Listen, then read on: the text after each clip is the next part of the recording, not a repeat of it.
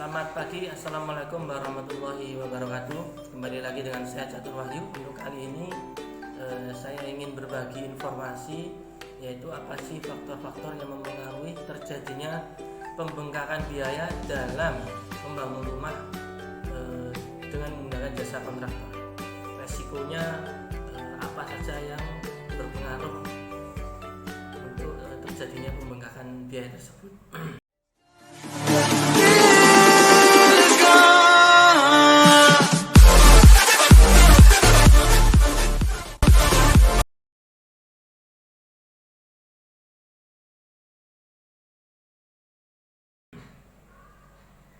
Untuk yang pertama, teman-teman, biasanya yang mempengaruhi terjadinya pembengkakan biaya pembangunan yaitu pengalaman tenaga kerja.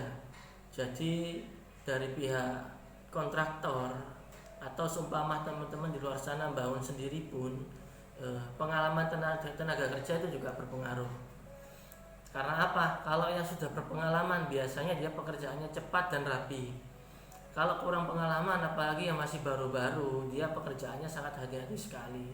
Kalau nggak gitu, pasti ada aja yang kurang rapi, atau salah lah, atau menceng, atau miring dindingnya, atau kasar pekerjaannya yang menimbulkan harus dikerjakan ulang, harus diperbaiki. Nah itu kadang menimbulkan pembengkakan biaya seperti itu. Jadi pengalaman tenaga kerja atau jam terbang tenaga kerja itu faktor pertama yang mempengaruhi resiko pembengkakan biaya dalam membangun rumah, baik itu membangun sendiri ataupun menggunakan jasa kontraktor seperti itu. Yang kedua, pengendalian dana, pengendalian biaya. Kalau si kontraktornya atau Anda yang bangun rumah sendiri menyalahgunakan uang yang seharusnya untuk beli material, bahan bangunan, atau uang yang seharusnya dibayarkan untuk ongkos tukang, yang dengan salah kamar mengatur memanage dana Anda atau biaya untuk membangun salah kamar, itu juga bisa menyebabkan biaya menjadi membengkak seperti itu. Yang seharusnya untuk beli material dibuat yang lain seperti itu.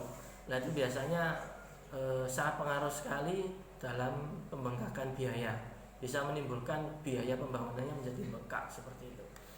Selanjutnya ya teman-teman, yang ketiga, biasanya sih ketersediaan bahan bangunan atau bahan material bangunannya seperti itu.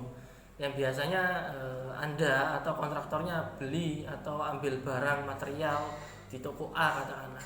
Ternyata di toko A ini habis bahan materialnya, habis pasirnya habis atau semennya yang kosong.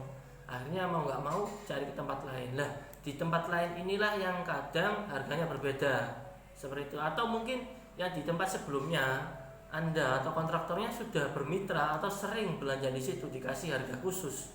Ketika barangnya habis, beli di tempat lain atau di toko lain dengan harga normal, otomatis harganya sedikit lebih mahal. Nah itu yang juga terkadang bisa menimbulkan pembengkakan biaya seperti itu. Selain itu di lapangan itu yang faktor-faktor umum ya, tapi tidak menutup kemungkinan di lapangan biasanya juga terjadi human error. Human error itu mungkin dari pihak tukangnya yang sengaja memperlambat pekerjaan. Jadi yang seharusnya seumpama nih mengerjakan dinding itu 1 hari 2 hari seumpama selesai, karena dia mungkin butuh pekerjaan yang lama, jadi pekerjaannya dia dilambat-lambatkan. Bisa jadi mengerjakan dinding bisa jadi 2 hari, 3 hari, bahkan sampai 1 minggu. Nah disitu kan otomatis ongkos kerja atau ongkos tukang itu kan membengkak seperti itu. Itu kalau human error dari ongkos. Ada lagi yang karena human error yang mereka main dengan bahan material kita. Main dalam arti yang seharusnya semen itu seumpama satu rumah butuh 50 bal ya. Itu kita sudah belikan 50 bal, tapi yang dipakai cuma 30 bal atau 40 bal, atau lebih parah yang cuma dipakai cuma 50%. Yang 50%-nya diam-diam dia jual sendiri ke tempat lain. Itu juga menjadi salah satu faktor yang bisa menimbulkan pembengkakan biaya. Human error ya, human error seperti itu.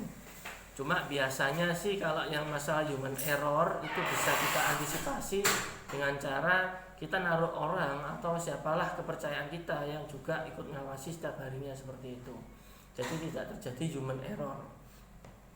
Kalau masalah tenaga kerja, pengalaman tenaga kerja, terus manajemen keuangannya atau pengaturan pendananya, uang yang seharusnya buat beli material dan lain-lain, itu cara mengantisipasinya teman-teman harus selektif sekali memilih tukang atau kontraktor seperti itu. Paling tidak ya sudah kenal baik dengan teman-teman atau yang punya pengalaman, reputasinya baik, tidak pernah bermasalah dengan orang dalam pengerjaannya, seperti itu.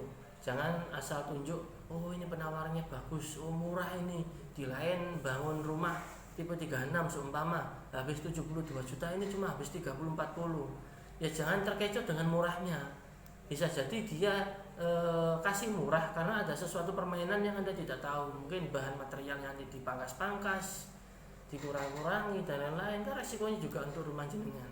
Jadi memilih tukang ataupun kontraktor kalau ingin bangun rumah sendiri itu teman-teman juga harus selektif. Paling tidak yang sudah punya pengalaman jam terbang lumayan dan tidak pernah bermasalah dengan dalam pekerjaannya, seperti itu.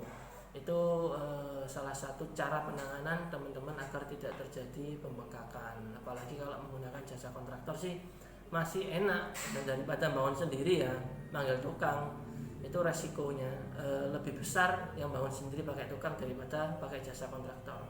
Kalau pakai jasa kontraktor seperti yang sebelumnya mungkin pernah saya sampaikan, kan kita acuannya hanya sesuai perjanjian kita dengan pihak kontraktor. Yang acuan kita yang kita pegang yang sesuai perjanjian. Jadi itu salah satu cara untuk meminimalis resiko pembengkakan biaya. Makanya enak kalau teman-teman orangnya perfeksionis, banyak maunya, ingin mewujudkan rumah impian sesuai keinginan, alangkah baiknya menggunakan jasa kontraktor. Kecuali teman-teman memang teman-teman sendiri adalah seorang tukang atau paling tidak teman-teman berpengalaman di bidang pembangunan rumah, atau teman-teman adalah seorang arsitek atau teknik sipil, boleh bangun sendiri. Tapi kalau teman-teman orang awam, orang yang biasa tidak tahu sama sekali tentang pembangunan rumah, daripada bangun sendiri, nyuruh tukang sendiri, lebih baik bermitra atau dikerjasamakan dengan kontraktor atau jasa kontraktor, karena teman-teman pegangnya cuma satu, perjanjian antara Anda dengan kontraktor, itu aja. Jadi faktor resiko pembengkakan dan lain itu minim, seperti itu.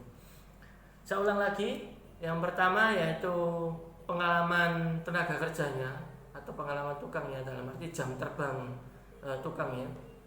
Yang kedua, biasanya faktor yang mempengaruhi pembengkakan biaya dalam pembangunan rumah yaitu penanganan atau pengendalian biaya yang seharusnya buat beli bahan material dibuat yang lain, itu juga pengaruh. Yang kedua, yang ketiga, ketersediaan bahan material yang minim. Jadi yang biasanya beli di toko A dapat harga spesial, ternyata bahan materialnya habis, mau nggak mau beli di toko lain, itu juga menjadi faktor yang dapat menimbulkan pembengkakan biaya. Ya, sekilas itu aja yang bisa saya sampaikan. Semoga video simple ini, sederhana ini, yang sangat receh sekali, bisa sedikit membantu memberikan tambahan wawasan teman-teman di luar sana yang nol sekali, tidak tahu sekali bagaimana cara membangun rumah sendiri atau mewujudkan rumah impian sendiri, tidak beli di perumahan yang langsung jadi. Terima kasih, semoga bermanfaat. Wassalamualaikum warahmatullahi wabarakatuh. Salam sukses.